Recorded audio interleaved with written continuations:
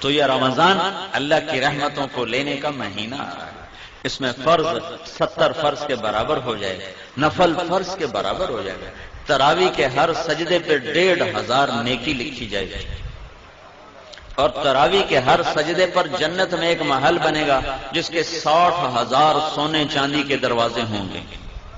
کتنی بڑی کمائی ہو گئی۔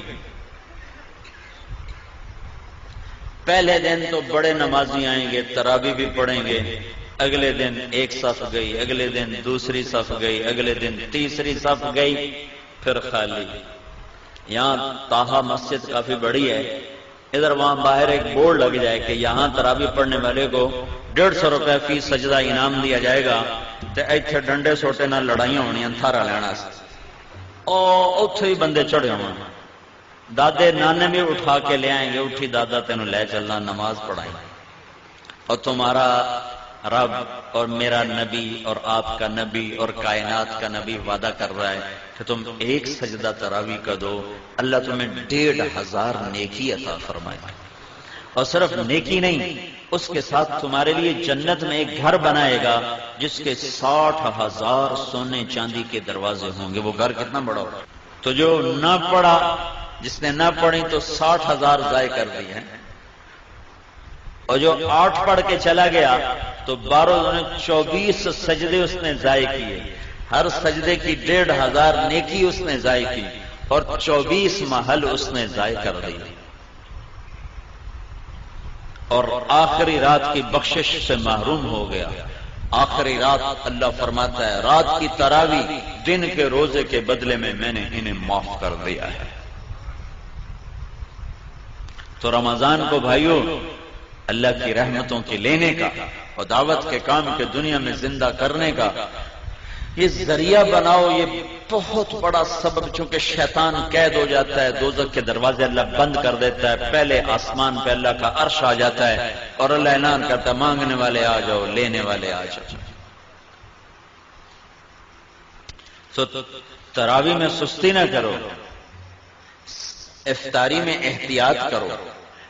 وہ افطاری میں اتنا کھا لیتے ہیں، اتنا کھا لیتے ہیں، وہ ڈھٹے پہ ہوں، اٹھا ہی نہیں جاتا۔ تراویح کہ میں پڑھیے پکوڑے بھی اندر، سموسے بھی اندر، پیس بھی اندر، 7 اپ بھی اندر، روح افزا بھی اندر، اس کو کوئی اور بنا لدی تو وہ بھی اندر، تالی روٹی کھاونی، پیچھے روٹی بھی کھاونی۔ ہوں اتنا کھا کے تو عشاء نہیں پڑھی جاتی، تراویح کہ میں پڑھیاں جاؤں۔ احتیاط کرو، تھوڑی سی افطاری کرو، تھوڑی سی، جیسے طبیعت پہ بوجھ نہ ہو۔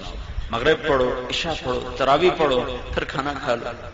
لیکن جیسے لوگ حملہ کرتے ہیں دسترخوان پہ، اگر ایسے کرو گے پھر تو تراویح کو نہیں پڑھیاں جاؤں، پھر تو کھاندے نال ستے پہ ہوں گے، کھا فنائی پھیر دیں گے۔ تو اپنے پر ظلم نہ کرو، کھجور لو، کوئی اور کوئی ہلکی پھلکی چیز لے لو، پانی پی لو، چائے پی لو، بشاشت کے ساتھ آپ تراویح پڑھ لو۔ اس کے بعد بھاویں پوری پرات کھا جاؤ، لیکن روٹی کے پیچھے تراویح ضائع نہ کرو۔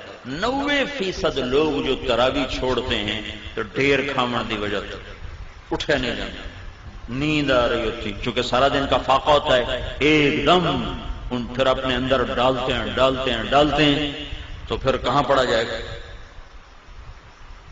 تو احتیاط کرو، روزے کا مقصد بھی بھوکا رہنا ہے تاکہ اندر کے فاسد مادے بھی جلیں اور کسی غریب کی غربت کا احساس بھی ہو۔ تو جب تم ہر شے وچ تن چھڈو تو سارے دن کے روزے کا مقصد ہی فوت ہو۔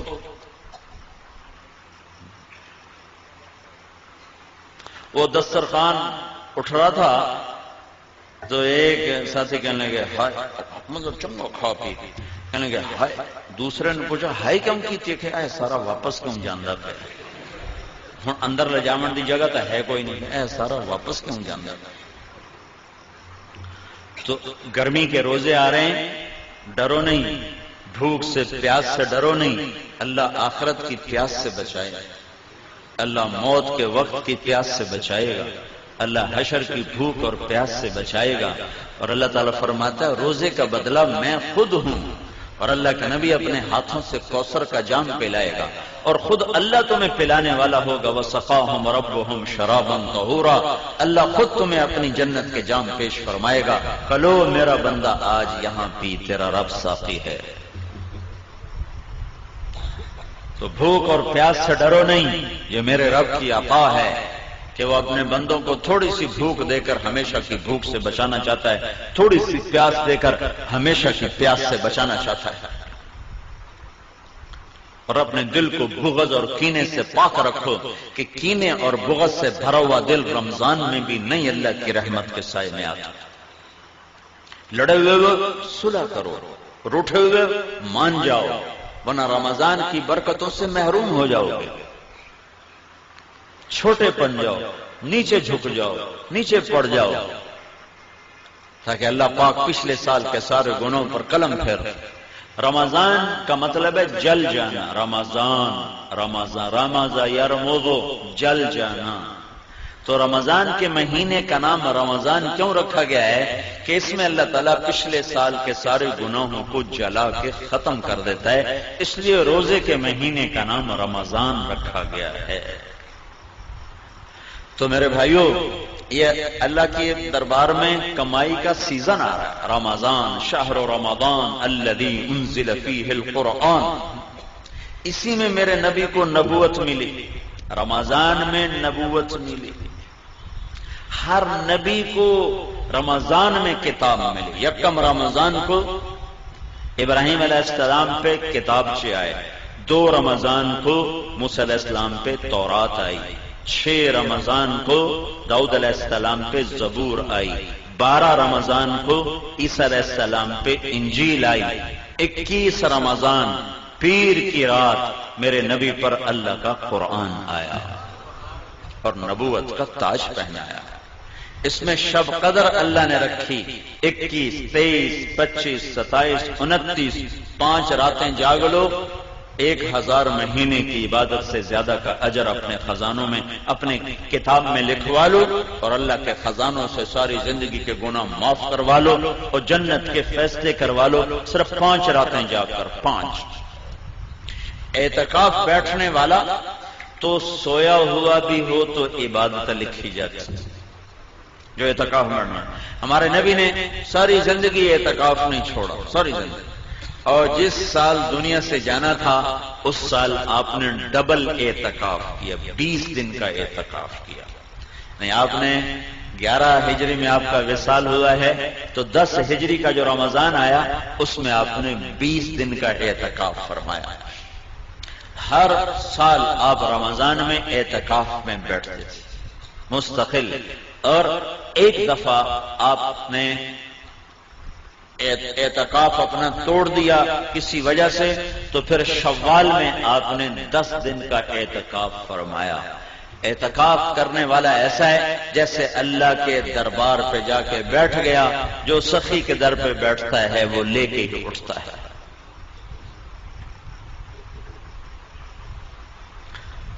تو رات کی عبادت تراویح کی شکل میں، دن کی عبادت روزے کی شکل میں۔ رمضان میں اللہ کی راہوں میں پھرو گے تو ہر روزہ کروڑوں گنا اوپر چلا جائے گا۔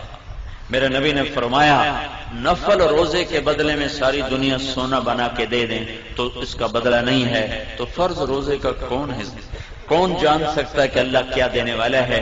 میرے نبی نے فرمایا جو رمضان کا روزہ ایسے رکھے کہ کوئی نشہ نہ پیے، کوئی حرام لقمہ پیٹ میں نہ لے جائے، کسی کو زبان سے گالی گلوچ غیبت چغلی شکایت نہ کرے، بہتان نہ باندھے، اور پورے رمضان میں کوئی گناہ نہ کرے، جو ایسا روزہ رکھے گا ہر روزے کے بدلے میں جنت کی 100 حوروں سے اس کی شادی کی جائے گی، ہر روزے کے بدلے، اور ہر روزے کے بدلے میں جنت میں ایک اللہ گھر بنائے گا۔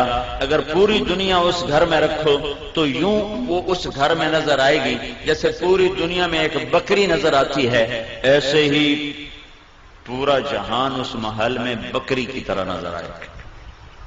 تو بھائیو، یہ رمضان تھوڑا گرمی کا ہے، اگلے سال اور گرم ہوگا، اس سے اگلے سال اور گرم ہوگا۔ یہ میرے رب کا امتحان ہے اپنے بندوں کے لیے تھوڑے وقتوں کا کہ اللہ 50,000 سال کے دن کی گرمی کی بھوک اور پیاس سے بچائے گا۔ کان مقدارہ 50,000 سنہ، جس کی لمبائی 50,000 سال کے برابر ہے، اللہ اس سے ہماری حفاظت فرمائے گا۔ اور باب الریان، جنت کے 8 دروازے ہیں، ایک دروازے کا نام ہے ریان، وہ روزہ رکھنے والوں کے لیے ہے، روزے داروں کو اس سے جنت میں اللہ تعالیٰ داخل فرمائے۔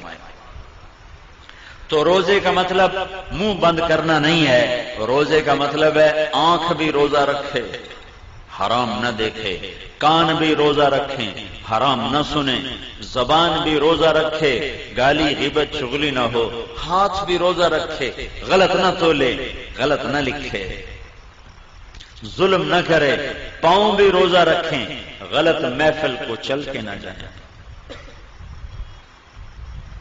محکمہ جات کے لوگ کتنے لوگ یہاں رمضان آ گیا ہوں رشوت نہیں لینی ہے، رمضان تو پیچھے حلال، رمضان سے حرام ہے۔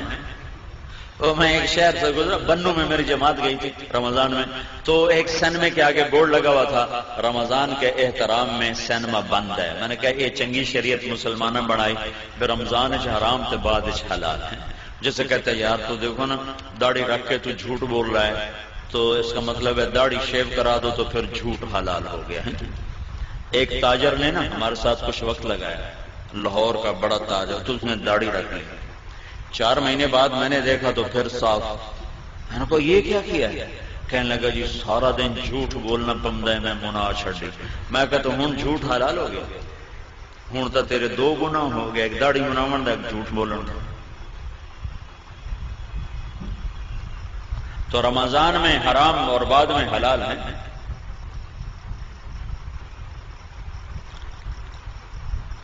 تو جو شریعت میرے رب نے حرام کیے، شریعت میں جن چیزوں کو حرام کہا ہے وہ رمضان میں بھی حرام ہے، بعد میں بھی حرام ہے۔ تو بھائیو سارے جسم کا روزہ رکھو اور اللہ کی راہوں میں نکل کر اپنے روزوں کو قیمتی بناؤ اور تسلی رکھو۔